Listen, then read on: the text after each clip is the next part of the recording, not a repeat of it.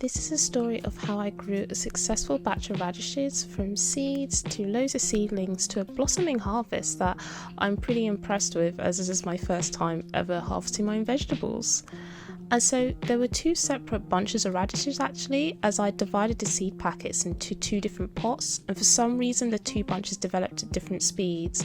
So we had the shorter batches of radishes that were grouped together, and there was a lot of them, and then longer, taller radishes where there were much less of them, if that makes sense.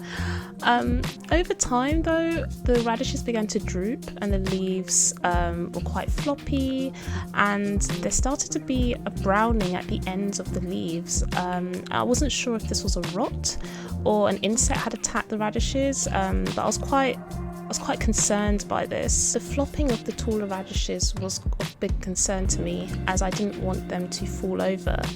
But the shorter radishes, for some reason, didn't have as much browning and weren't floppy either. They were quite vibrant and strong. To keep the taller radishes supported, I tied old hairbands to a wooden stake, and I made sure to keep regularly watering both sets of radishes in case the hot summer that England was experiencing was actually drying out the radishes and causing the browning. In a moment of panic, I began watering the radishes with a special mixture every few days. I say special mixture, it was just a capful of houseplant food to a litre of water.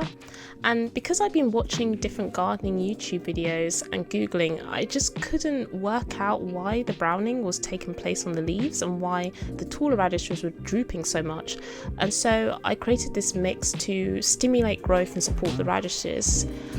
And the change was remarkable. The browning of the leaves disappeared and the radishes became more luscious. And so, as you can see, that's what they look then, and this is what they look now. It was remarkable, and the change happened in about 2 weeks, so I was pretty impressed with the houseplant food mixture, and I thought this would cure the problem. When I picked the radishes, I was really impressed. There weren't any signs of insects burrowing into the vegetables, and there weren't any splits in the radishes from hitting stones in the soil. The leaves were luscious and soft, and I believe this was actually a French breakfast radish species, as it had an elongated shape and wasn't round like radishes you tend to see online.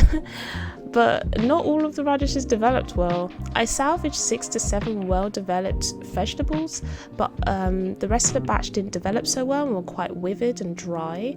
And as you can see, the leaves are really just dried out and the radishes didn't bloom. So a good first try actually.